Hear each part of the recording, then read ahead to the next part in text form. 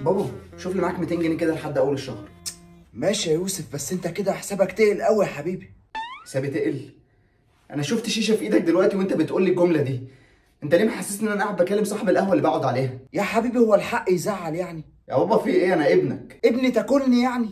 وبعدين ان كنت اخواتي تحاسبوا بقى. ايوه ان كنت اخوات، لكن احنا مش اخوات. احنا حضرتك صله القرابه اللي بيننا مختلفه عن اللي انت بتقوله ده بكتير. المهم المغزى يا حبيب بابا، انت ساحب مني كتير قوي الشهر ده. لا بقى نتحاسب، انا عايز نتحاسب. اللي تشوفه يا حبيبي. روح هات لي كراسه ديون من جنب التلفزيون، هتلاقيها تحت الريموت. حلو قوي.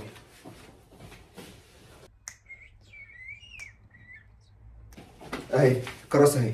افتح بقى صفحتك. لا يا واد مش دي صفحه اخوك اوفا. يا نهار ازرق، اوفا اللي في سته ابتدائي لحد تفتح له صفحه؟ اذا كانت صفحته في الحياه بيضه اصلا لسه ما اتكتبش فيها حاجه. ايوه يا حبيبي، هو الحق بيزعل في ايه يعني؟ مش فاهم. اقلب يلا هات صفحتك. ايوه الصفحه اللي بعد صفحه امك دي على طول. ايه ده بقى؟ انا ما خدتش كل الفلوس دي. تعالى. نعم. تعالى بس ما تخافش. خد موبايل اهو. اعمل بيه ايه؟ اتصل بالرقم اللي هملهولك دلوقتي. رقم مين ده؟ ده رقم مباحث مكافحه النصب والاحتيال. اديهم اسم رباعي وقول لهم هل الراجل ده ليه صفحه سوابق عندكم؟ ليه كل ده يا بابا؟ ما هو كلامك ده معناه اني نصاب. انا ما قلتش كده، انا بقول ان انا ما خدتش كل الفلوس دي. نتحاسب يا حبيبي بالورقه والقلم.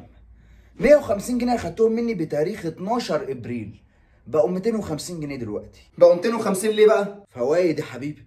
هي الفلوس دي مش لو كنت مشغلها كان زماني كاسب فيهم دلوقتي؟ هتشغل 150 جنيه في ايه؟ مش فاهم. ايه نوع الاستثمار اللي راس ماله 150 جنيه؟ هتفتح مزرعه نمل؟ انت مال ستك بقى، ده شغل انا. وبعدين لما انت بهشيمه كده في نفسك بتستلف ليه من الاول؟ ماشي كمل. 75 جنيه بتوع اوبر لما طلبت من عندي وما دفعتش وسبت لي الفلوس على الحساب بتاعي. ماشي ادي 75 جنيه. لا 75 ايه بقى، هم هيفضلوا 75؟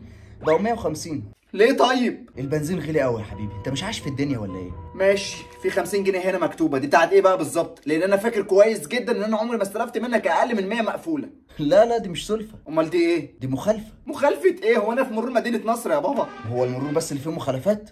والبيت ده ايه غابه؟ لا طبعا، هنا في نظام برضه. والمخالفه دي ليه بقى ان شاء الله؟ كنت قاعد على الكابينيه مش لابس الحزام، ولا الرادار صورني وانا قاعد بجري في الصاله؟ تعالى. في ايه طيب؟ تعالى ما تخافش مش هضربك. خد موبايل اهو. احطه لك على الشاحن؟ لا هديك رقم اشرف عبد الباقي، كلمه وقول له انك دمك خفيف، يمكن ياخدك معاه مسرح مصر. اللفه دي كلها عشان الافيه ده؟ اهي اللمضه دي هي اللي بتجيب لك المخالفات. عايز تعرف مخالفه ايه؟ يا ريت. اول امبارح على الغدا وانا بشيل مع عمك الاطباق من على السفره، سمعتك وانت بتقول ان الرز كان معجن، وانا كان ممكن اقول لها بس ما رضيتش. رز امك ايه يا يوسف؟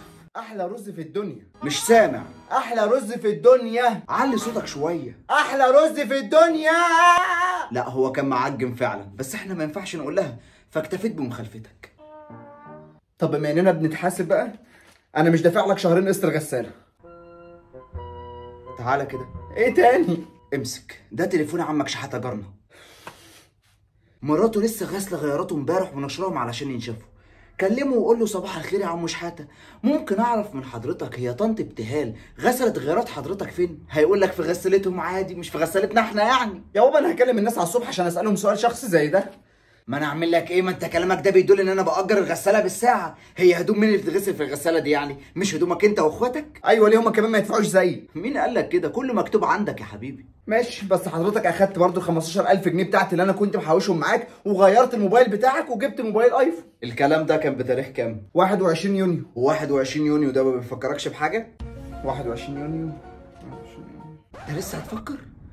يوم الاب يا حبيبي. يا ميل البخت فيك، ده انا لو لاقيك قدام باب داندي مول كنت هتبقى بر بيا اكتر من كده. اولا اسمها لقيتك قدام باب جامع، ثانيا مفيش حد بيلاقي اطفال قدام داندي مول. يا ابني احنا عايشين في صحراء، واقل جامع من هنا ساعه ونص مشي، يعني تخرج من بيتك عشان تصلي المغرب عقبال ما توصل هناك تلاقيهم خلصوا العشاء. يعني انا لو لقيتك هناك مش هفكر ارجع بيك اصلا. ما تاخدنيش في دوكا، بس فلوس الايفون راحت فين؟ هديه يوم الاب يا حبيبي، تعيش وتجيب لي. هعيش واجيب لك ايه؟ استنى، هو انا مش جايب لك هديه يوم الاب اهي قبل كده؟ يعني انت عاوز تجيب لي خطيبتك ايفون ب 40000 جنيه وتجيب لنا شبشب جلد من ابو 120؟ تعالى كده. لا انا زهقت بقى. تعالى بس هوريك حاجه، تعالى. ايه ده يا بابا انت بتعمل ايه؟ هوريك حاجه ما تخافش. هتوريني الويل ولا ايه؟ هو في ويل بيطلع في القفا برضه يا قليل الادب؟ بص على قفا بابا كده يا يوسف. ماله يا بابا قفاك؟ الختم باين من عندك كده. لا مش شايف حاجه. في عصافير مرسومه على قفايا طيب؟ لا يا بابا. امال عاوز تضحك عليا بشبشب جلد ليه؟ يا بابا انت مش دايما تقول انا مش عاوز منك حاجه يا حبيبي، انا هديتي ان انا اشوفك ناجح في حياتك. طب انت ناجح في حياتك؟ لا. طب امال في ايه يا يوسف؟ وانا لازم اعايرك كل شويه يا حبيبي؟ طيب انا عايز اصفي حسابي. طيب في اي ديون تاني عليا؟ لا كده خلاص. متاكد مش هتدفعني ايجار النومه اللي بنامها على السرير؟ لا يا حبيبي احنا بنعملها لله. خلاص خد الساعه بتاعتي، اعتقد تمنها هيغطي اللي عليا. يا حبيبي بس كده البيعه خسرانه والله، دي مستعمله. يا بابا انا لسه جايبها من شهرين. ان شاء الله لو كنت جايبها من ساعتين ما اتفتحت من كرتونتها وخلاص، ما انت ابن سوق وفاهم. اه طب خد الجراب ده كمان الايفون بتاعك وكده يبقى خالصين. وريني كده اهو زي بعض. يلا ما انت زي ابني برضه. زي ابنك؟ يا نهار ابيض. اوعى تكون زعلت يا جو حبيبي، الحق ما يزعلش يا ابني، الحق حبيب الله. ولا انت تعرف الكلام ده منين صحيح؟ ممكن بقى تديني 200 جنيه لحد اول الشهر؟ عينيا يا حبيبي بس هترجعها 250. حاضر. احبك وانت مؤدب. خد امسك. ايه دول؟ 150 جنيه. ليه؟ الله، ما انا خصمت 50 جنيه رسوم كشف الحساب اللي انا لسه عامله لك من شويه.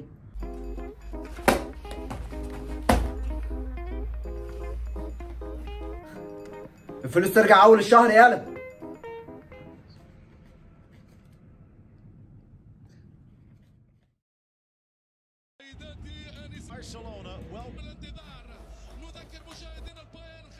يوسف حبيب بابا قبض النهارده وجاي يسدد ديونه. سيدي الحبايب يا حبيبه، مش شايف ان كلمه ديونه دي تقيله شويه على علاقه اب بابنه؟ سيدي الحبايب يا ضنايا، انت مش شايف ان النصب ده بعيد عن علاقه ابن بابوه؟ هو مش بعض الديون لا ترد برضه ولا ايه؟ ايوه يا حبيبي، انا مش جاي ادفعك ايجار ال9 شهور اللي قعدتهم في بطن مراتي. بابا بصراحه المرتب اتصرف، كنت سالف فلوس من اصحابي يعني وكده وعليا اقساط. افهم من كده انك سددت الديون الخارجيه وركنت الديون الداخليه. لا الهدوم الداخليه كلها انا سايبها ماما جوه في السبت اللي في الحمام. مديون وبتروش كمان. طب عايزني اعمل ايه طيب؟ مش هتعمل حاجه، انا اللي هعمل. هتعمل ايه؟ دلوقتي انا كدائن ليا حق الرقابه على كل مواردك. بس ده شأن داخلي بحت. سدد ديونك يا ذكر، بعد كده ابقى استقل بشؤونك الداخليه زي ما انت عاوز. بتذلني؟ اطلاقا، انا بحافظ على المال العام بطريقتي. مال عام ايه؟ هو انا واخد قرض من البنك المركزي؟ لا، واخد قرض من فلوس البيت اللي انا امين عليها، وبناء عليه افرادات مرتب ومن الشركه اللي انت بتشتغل فيها، وتكون مختومه وبتاريخ قريب مش اقل من شهرين. ليه؟ هتديني شقه في اسكان الشباب؟ لا بس انا دلوقتي املك حق الاطلاع على مصادر دخلك. موافق. اعتقد يا جو يا حبيبي مش مناسب خالص لظروفك الحاليه انك تركب اوبر، مش هتبقى مديون وعنطوز. امال اروح الشغل ازاي؟ ما تركب الاتوبيس زي بقيه الشعب الكادح. اتعرض للتحرش زي بقيه الشعب الكادح؟ بالظبط، وفي رفاهيات كتيره جدا مش هسمح لك بيها بعد النهارده. تسمح لي؟ انا مش فاهم انت ليه مستغرب خطابي المتعالي عليك، انا مداينك. يلا اصحى. حاضر. في حاجه تانية؟ طبعا انت عارف قد ايه التدخين بيضر بصحه الانسان، وانت يا عين امك فانتريش على ما فيش. بس انا ما بدخنش. المواطن الشريف اوفا اخوك الصغير فتن عليك وقال انك بتدخن.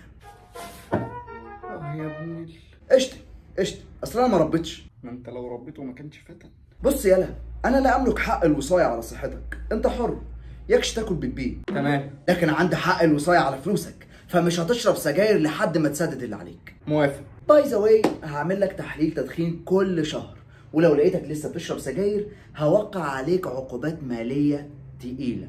مفيش دفتر مراقبه يا بابا امضي عليه كل اسبوع بالمره؟ مفيش بابا اصلا، طول ما انت مديون انا مش هسمح لك تضحك عليا بخطابك العاطفي وتضيع حق الشعب.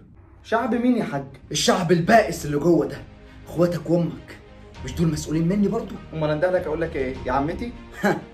وكمان بتقل ادبك؟